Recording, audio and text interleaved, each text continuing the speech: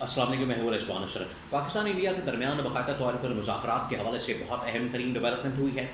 اور اس ڈیولپمنٹ میں جو پاکستان اور انڈیا کے دونوں ڈی جی ایم اوز ہیں ان کے درمیان ایک رابطہ ہوا ہے۔ اس رابطے کے بارے میں بہت اہم ترین معلومات میرے پاس موجود ہے، وہ آپ کے ساتھ میں شیئر کرتا ہوں۔ یہ بہت بڑی ڈیولپمنٹ ہوئی ہے پاکستان انڈیا کے درمیان جب سے سیز فائر ہوا ہے۔ ہفتے والے دن 10 مئی کو جس دن پاکستان کی جانب سے حملہ کیا گیا تھا، جواب دیا گیا تھا، جس کو اب یوم معرکہ حق ڈکلیئر کیا گیا ہے، اس دن یہ پاکستان نے کامیابی حاصل کی، اور اس سیز فائر کے بعد پاکستان اور انڈیا کے درمیان کل شام کو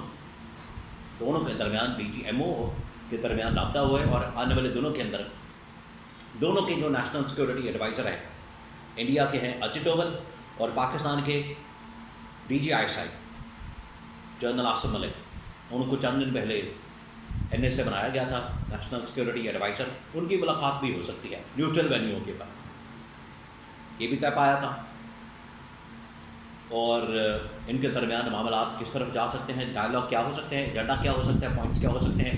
اس کے حوالے سے بڑی اہم ترین معلومات میرے پاس موجود ہے، وہ آپ کے ساتھ میں شیئر کرتا ہوں۔ سیکنڈ یہ کہ عمران خان کو بھی ایک اس حوالے سے اسلام آباد ہائی کورٹ کی جانب سے خوشخبری سنائی گئی ہے، اور پارٹی کو ریلیف دیا گیا ہے، جہاں پر بہت سارے ریلیف اس وقت مل رہے ہیں پارٹی کو۔ عمران خان کے بہت سارے کارکن، میاں عباد فاروق، اس کی رہائی ہوئی، اس کے علاوہ ڈاکٹر یاسمین راشد اور باقی لیڈرشپ کے بارے میں سنا جا رہا ہے، ان کو رہا کیا جا سکتا ہے، ان کو باہر نکالا جا سکتا ہے، اور عمران خان کی رہائی کے حوالے سے لائحہ عمل تیار ہو رہا ہے۔ اس کے حوالے سے بڑی اہم ترین معلومات میرے پاس موجود ہے، وہ آپ کے ساتھ میں شیئر کرتا ہوں۔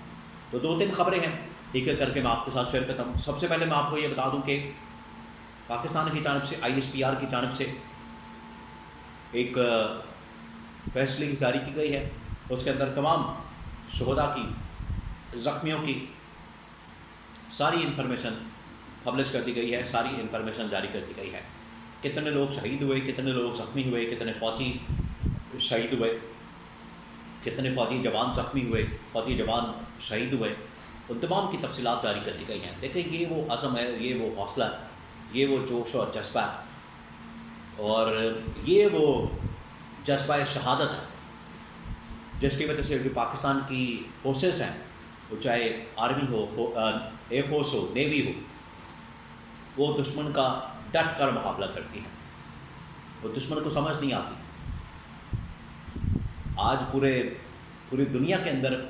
چائنا کے طیاروں کی، یہ J-10C JF-17 تھنڈر، جو پاکستان چائنا نے مل کر یہ سارے طیارے بنائے ہیں، لڑاکا طیارے، ان کی ڈیمانڈ آسمان پر پہنچ گئی۔ فرانس کے رفال طیارے لوگ بھول گئے، امریکہ کے F-35 طیارے لوگ بھول گئے، اسرائیل کے ڈرون طیارے لوگ بھول گئے، اور ادھر ادھر دائیں بائیں جتنے طیارے بڑے ٹاپ لیول کے، لوگ ان کو بھول گئے۔ لوگوں نے کہا کہ یہ کچرا کباڑ ہے، یہ کباڑیوں کو دے دیں،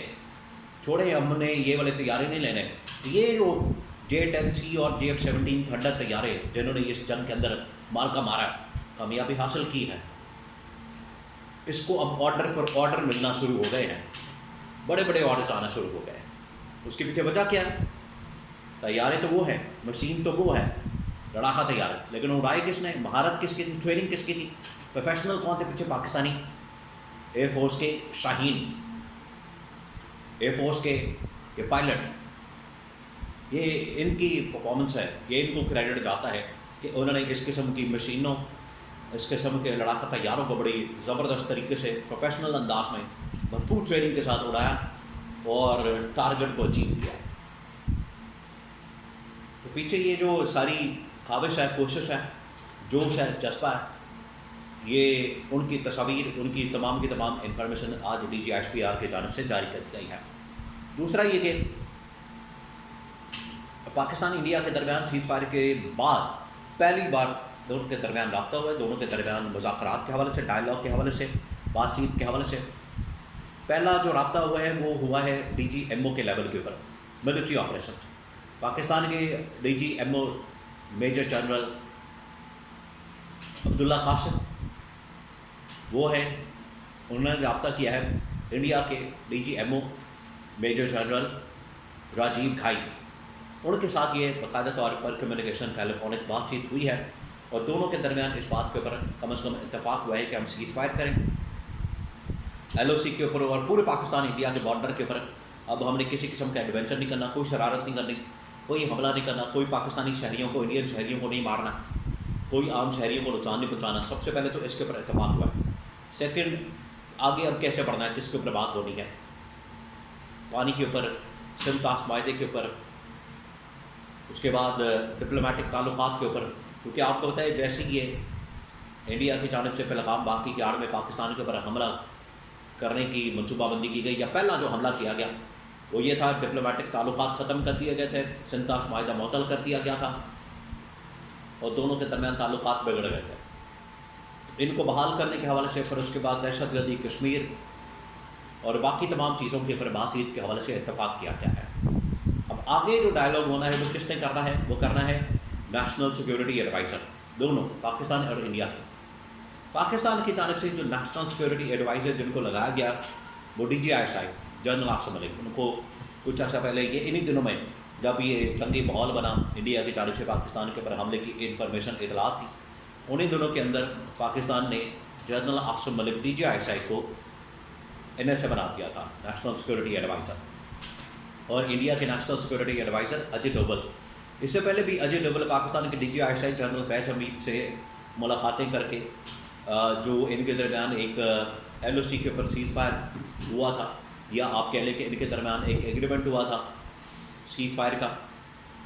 یہ دونوں دبئی کے اندر، بینکاک کے اندر ملاقاتیں ہوئی تھی، اور الٹیمیٹلی ان کے درمیان ایک ایگریمنٹ ہوا تھا۔ آج بھی ہو سکتا ہے کہ ان کی ملاقاتیں دبئی کے اندر ہو جائیں، بینکاک کے اندر ہو جائیں، یا کسی اور علاقے کے اندر، کسی اور شہر کے اندر، کسی اور لیوش مقام کے اوپر ہو جائیں، اور وہاں پر یہ طے پایا گیا۔ یہاں پر پھر یہ تمام کے تمام پوائنٹس ڈسکس ہوں گے، جس میں سندھ طاس معاہدہ ہے، پانی ہے، جس میں LOC کے اوپر سیز فائر کی خلاف ورزی یا ایگریمنٹ دوبارہ سے کرنا، اور جنگ کو روکنا، اس کے بعد ڈپلومیٹک تعلقات کو بحال کرنا، ٹریڈ کرنا، یہ تمام چیزیں اس میں شامل ہیں۔ اور یہ اس کے اندر بتا دیا گیا ہے کہ DGMO کے بعد اب دونوں کی جو ملاقاتیں ہوں گی وہ DGISI پاکستان کے NSA اصل ملاقاتیں کریں گے۔ اینڈ پہ میں آپ کو بتا دوں کہ عمران خان نے ان کے بارے میں بتا دیا تھا، پروڈکشن دی تھی کہ آپ نے ان سے بڑا چوکنا رہنا، چوکس رہنا، ایکٹیو رہنا، آپ نے ان کے اوپر بھروسہ نہیں کرنا، اعتماد نہیں کرنا۔ تو عمران خان کی، کیونکہ عمران خان نے اپنے دور کے اندر ان کے ساتھ مذاکرات کیے تھے، اور اس وقت کی اسٹیبلشمنٹ جنرل باجوہ، جنرل فیض حمید نے، جنرل باجوہ نے کہا تھا کہ اب ہم لڑائی کی طرف نہیں جائیں گے، جنگ کی طرف نہیں جائیں گے، معاملات کو بہتر کریں۔ عمران خان نے اس وقت بھی کہا تھا کہ ہمیں انڈیا کے اوپر بھروسہ نہیں کرنا چاہیے، اور اپنے ساز و سامان کو، اپنے دفاع کے لیے طیارے، میزائل، وہ سب کچھ ہمیں تیار رکھنا چاہیے، بالکل ہاتھ پہ ہاتھ رکھ کے نہیں بیٹھ جانا چاہیے کہ ہمارا انڈیا کے ساتھ سیز فائر کے اوپر معاہدہ ہو گیا تو بس اس کے بعد اللہ فیصلہ نہیں۔ عمران خان نے کہا تھا کہ وہ حملہ کرے گا، اس لیے ہمیں بھی حملے کی بھرپور تیاری کر کے رکھنی چاہیے۔ وہ پالیسی تھی عمران خان کی، جس کی وجہ سے آج پاکستان کے پاس اتنا اسلحہ اور جدید قسم کا ٹیکنالوجی ہر قسم کی تیاری کے اندر، ڈیفنس سسٹم کے اندر، میزائلوں کے اندر موجود ہے، جس کی وجہ سے آج پاکستان نے انڈیا کا مقابلہ کیا۔ تو یہ عمران خان کا ویژن تھا، جس کی وجہ سے آج پاکستان نے انڈیا کے خلاف بہت بڑی کامیابی حاصل کی۔